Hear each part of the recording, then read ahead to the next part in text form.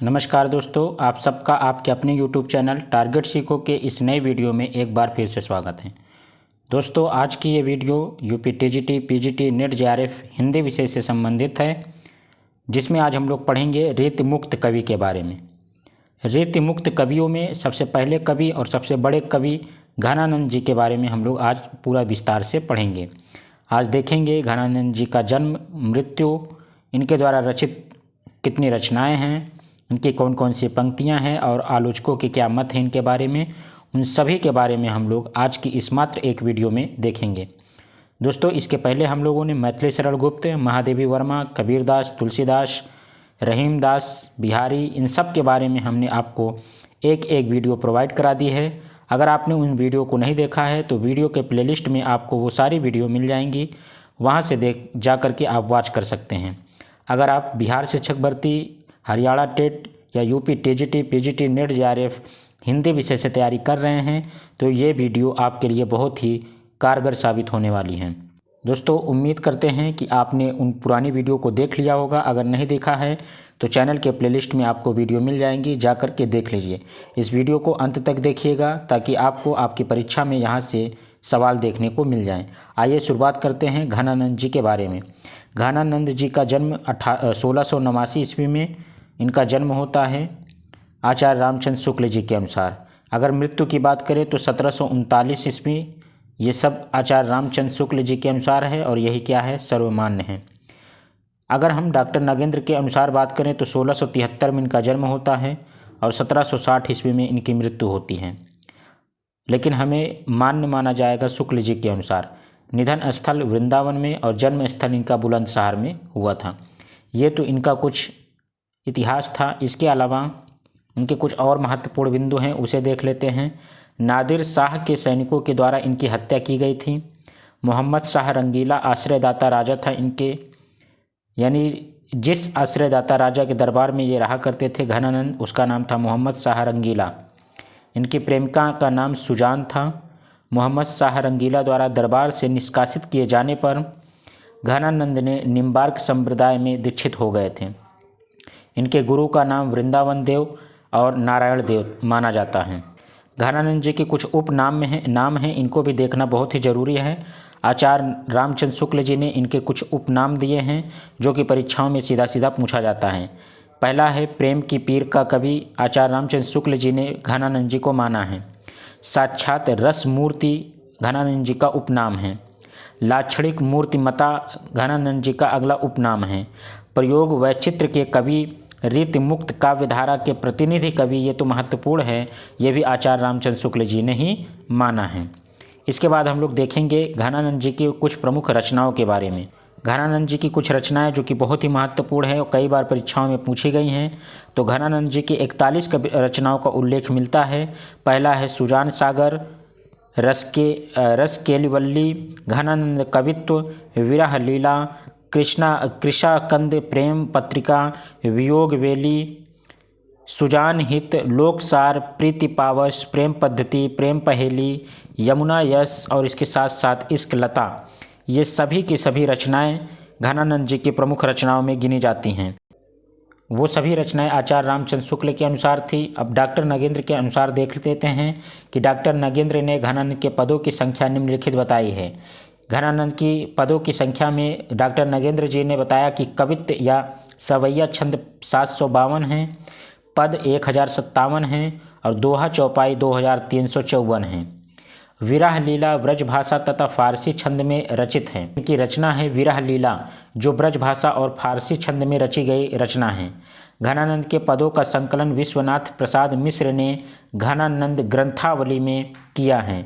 घनानंद के पदों का संकलन सबसे पहले ब्रजनाथ ने घनानंद कवित्व नाम से किया है, जिसमें कुल 508 पद हैं। 500 घनानंद के तथा 8 पद जो है ब्रजनाथ के हैं। ब्रजनाथ ने घनानंद की प्रशंसा में लिखा है कि ने ही महा ब्रज भाषा प्रवीण और सुंदरता के भेद को जाने, समझे कविता घन आनंद के हित आखिन नेह पीर तकी। ये सभी जो पंक्तियां हैं इसको घनानंद जी की प्रशंसा में लिखा गया है ब्रजनाथ जी के द्वारा। घनानंद के संदर्भ में आलोचकों के कथन, इनकी सी विशुद्ध सरस और शक्तिशालिनी ब्रजभाषा लिखने में और कोई समर्थ नहीं हुआ। विशुद्धता के साथ प्रौढ़ता और माधुर्य भी अपूर्व है, रामचंद्र शुक्ल जी का कथन है। ये साक्षात रस मूर्ति और ब्रजभाषा काव्य के प्रधान स्तंभ हैं, आचार्य शुक्ल जी का कथन है। आचार्य रामचंद्र शुक्ल जी ने घनानंद जी के बारे में कई कथन कहा है, जो कि बहुत ही महत्वपूर्ण कथन है। प्रेम की पीर ही को लेकर इनकी वाणी का प्रादुर्भाव हुआ। प्रेम मार्ग का ऐसा प्रवीण और धीर पथिक तथा जबादानी का ऐसा दावा रखने वाला ब्रजभाषा का दूसरा कवि नहीं हुआ, आचार्य रामचंद्र शुक्ल जी का कथन है। प्रेम की अनिर्वचनीयता का आभास घनानंद के ने विरोधाभासों के द्वारा दिया है, आचार्य रामचंद्र शुक्ल। प्रेम दशा को व्यंजना ही इनका अपना क्षेत्र है। प्रेम की गूढ़ अंतरदशा का उद्घाटन जैसा इनमें है, वैसा हिंदी के अन्य श्रृंगारी कवि में नहीं, आचार्य रामचंद्र शुक्ल। आचार्य रामचंद्र शुक्ल जी ने 5 महत्वपूर्ण कथन घनानंद कवि के बारे में कहा है। इसके अलावा कुछ और कथन आचार्य रामचंद्र शुक्ल जी ने घनानंद जी के बारे में कहा है, जिसमें से घनानंद ने ना तो बिहारी की तरह विलाप विरह ताप को बाहरी माप से मापा है और न ही बाहरी उछल कूद दिखाई है। जो कुछ हलचल है वह भीतर की ही है, आचार्य रामचंद्र शुक्ल। घनानंद उन विरले कवियों में हैं जो भाषा की व्यंजकता बढ़ाते हैं, आचार्य शुक्ल जी का कथन है। भाषा पर जैसा अचूक अधिकार इनका था, वैसा और किसी कवि का नहीं। भाषा मानो इनके हृदय के साथ जुड़कर ऐसी वशवर्तनी हो गई थी कि ये उसे अपनी अनूठी भावभंगिमा के साथ जिस रूप में चाहते थे मोड़ सकते थे, आचार्य शुक्ल। आचार्य शुक्ल जी ने एक और महत्वपूर्ण कथन कहा है घनानंद जी के बारे में। यहाँ से एक न एक कथन पूछा जरूर जाएगा। भाषा का ऐसा बेधड़क प्रयोग करने वाला हिंदी के पुराने कवियों में दूसरा नहीं हुआ। भाषा के लक्षण और व्यंजक बल की सीमा कहाँ तक है, इसकी पूरी परख उन्हीं को ही थी, शुक्ल जी का कथन है ये।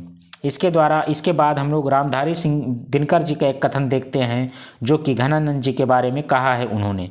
रीतिकाल की बौद्धिक विराह अनुभूति, निष्प्राणता और कुंठा के वातावरण में घनानंद की पीड़ा की टीस सहसा ही हृदय को चीर देती है और मन सहज ही मान लेता है कि दूसरों के लिए आंसू बहाने वालों के बीच यह एक ऐसा कवि है जो सचमुच अपनी पीड़ा में ही रो रहा है, रामधारी सिंह दिनकर जी ने एक और कथन कहा है, विरह तो घनानंद की पूंजी ठहरा।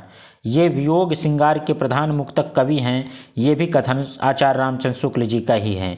आचार्य रामचंद्र शुक्ल जी ने घनानंद जी के बारे में बहुत ढेर सारे कथन कहे हैं, जिसमें से आपकी परीक्षा में एक न एक कथन जरूर पूछा जाएगा। घनानंद जी के बारे में डॉक्टर बच्चन सिंह का क्या कथन है?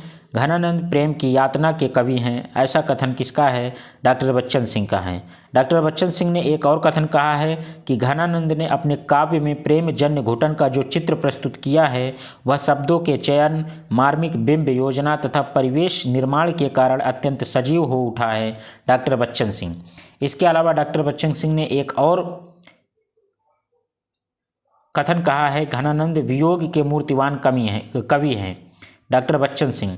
घनानंद रीत मुक्त काव्य धारा के सर्वश्रेष्ठ कवि हैं तथा उनकी कविता मर्यादा में बंद करना चलने वाली थी। जो कुछ उनके जीवन में है वही रचनात्मकता स्तर पर कविता में है, डॉक्टर बच्चन सिंह। रामस्वरूप चतुर्वेदी जी ने क्या कहा है घनानंद जी के बारे में कि घनानंद के काव्य का वैशिष्ट्य उनकी मौलिक स्वच्छंद गति तथा सृजनात्मक भाषा प्रयोग में विकसित होती है और ये दोनों गुण एक दूसरे से परस्पर संबंध है, आचार्य रामस्वरूप चतुर्वेदी। घनानंद ने तो भाषा की वास्तविक शक्ति को पहचान कर उद्घाटित किया है, रामस्वरूप चतुर्वेदी। घनानंद की स्वच्छंदता उनके बिंब विधान, प्रेम प्रयोग और प्रेम की मनः स्थितियों के चित्रण में सर्वत्र दिखती है, रामस्वरूप चतुर्वेदी। ये सभी के सभी कथन आचार्य रामस्वरूप चतुर्वेदी जी के हैं, जो कि घनानंद जी के बारे में कहे गए हैं। दोस्तों, इसमें हम लोगों ने महत्वपूर्ण चीज़ों को देखा, जिसमें घनानंद जी के बारे में जो कथन हैं अन्य कवियों के द्वारा उसे देखा है। घनानंद कवि की कुछ चर्चित पंक्तियां हैं जो कि परीक्षा में पूछी जाती हैं, उसे देख लेते हैं। लोग लागी है कवित्व बनावत, मोको तो मोर कवित्व बनावत। ये किसकी पंक्ति हैं? तो ये घनानंद की पंक्ति हैं। अति सूधो स्नेह को मार्ग है, जहाँ नेक सयानक बाँक नहीं। झलकै अति सुंदर आंगन गौर, छके दृगराजति कानन छय। जो काहू कल पाए सो कैसे कस पाए हैं, रैन दिनी घुटबो करे प्राण। या फिर एक और पंक्ति है, उजनहि बसी है हमारी अखियारी देखो, रावरे रूप की रीति अनूप नयो नयो जगत ज्यो ज्यो निहारियो, लागत ज्यो ज्यो निहारियो। ये सारी पंक्तियाँ घनानंद जी की महत्वपूर्ण पंक्तियाँ हैं। इन पंक्तियों को आप ध्यान से देखिए। यहाँ से आपकी परीक्षा में कोई न कोई पंक्ति दे करके पूछ लेगा कि ये पंक्ति किस कवि की है। तो आप जानते हैं रीतिमुक्त काव्यधारा के कवि घनानंद जी की ये महत्वपूर्ण पंक्तियाँ हैं और आपकी परीक्षाओं में सीधे सीधे यहाँ से पूछा जाता है। इस वीडियो में हम लोगों ने जो रीत काल के यानी रीत मुक्त काव्यधारा के प्रमुख कवि या प्रतिनिधि कवि कहें बिहारी दास के बाद घनानंद जी के बारे में हम लोगों ने देखा है। घनानंद जी को हम लोगों ने उनकी रचनाओं को, उनके पंक्तियों को, आलोचकों के कथन को और उनके जन्म स्थान मृत्यु को हम लोगों ने बहुत ही अच्छे से देख लिया है। उम्मीद करते हैं कि अगर आप UP TGT, PGT, net JRF या हिंदी विषय से किसी भी राज्य की टीजीटी, पीजीटी परीक्षा दे रहे हैं तो अगर आपको घनानंद जी के बारे में सवाल पूछा जाएगा तो यहीं से आपकी परीक्षा में सवाल पूछा जाएगा। और आप हमारे वीडियो को ऐसे ही देखते रहिए क्योंकि ये कंटेंट आपके लिए बहुत ही शानदार हो रहा है।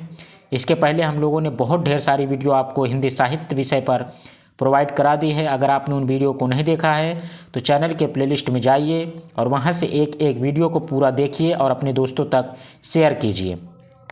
उम्मीद करते हैं कि आपको वीडियो पसंद आ रही होगी। अगर पसंद आ रही है तो एक लाइक और एक कमेंट करके ज़रूर बताएं। चैनल पे नए हैं तो चैनल को सब्सक्राइब कर लीजिए ताकि आपको सारी की सारी वीडियो लगातार मिलती रहें और ऐसी हमारे वीडियो देखते रहिए। बहुत बहुत धन्यवाद। Thank you so much. Best of luck.